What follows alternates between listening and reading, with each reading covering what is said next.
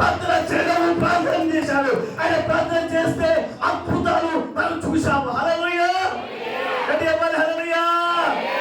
దేవుని మందిరానికి వచ్చినప్పుడు నీ డబ్బు పనిచేయదు, నీ బంగారం పనిచేయదు, నీకు ఆలోచన పనిచేయదు, నీ పదవి పనిచేయదు, నీ ఇష్టము పనిచేయదు. నీకున్న బంగారము, ఎండి, పేరు ప్రతిష్టలు, ఎకరాల భూమి, పొలాలు ఇవి ఏ మాత్రము పనిచేయవు. దేవుని మందిరానికి వచ్చినప్పుడు నువ్వు విజయం కలిగి మోకాళ్ళ మీద ఉండి చేతులు పైకేస్తే నీ పరిస్థితులన్నీ మారిపోతాయి. చెప్పలు పెడతలేదు గట్టిగా.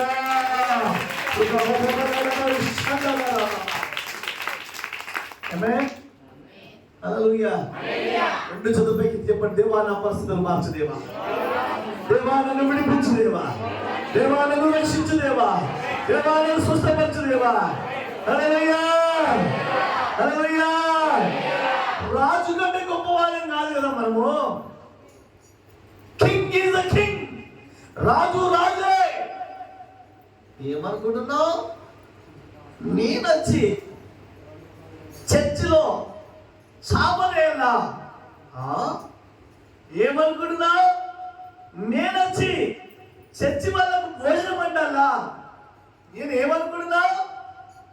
నేను చర్చికి వచ్చి డ్రమ్ము కొట్టాలా? ఏమనుకుంటున్నా అని సులభం అన్నాడా? ముఖాల మీద ఉంది. దేవా నన్ను రాజు చేశావయ్యా, దేవా నన్ను గొప్ప వ్యక్తిని చేశావయ్యా అని మోకాళ్ళ మీద ఉండి చేతుల పైకెత్తి ప్రార్థన చేస్తున్నాడు. ఆ ప్రార్థనలో ఉన్న కొన్ని శక్తులను, కొన్ని శాఖలను మీ ముందు పెట్టాలని నేను ఆశిస్తున్నాను. ఆమేన్.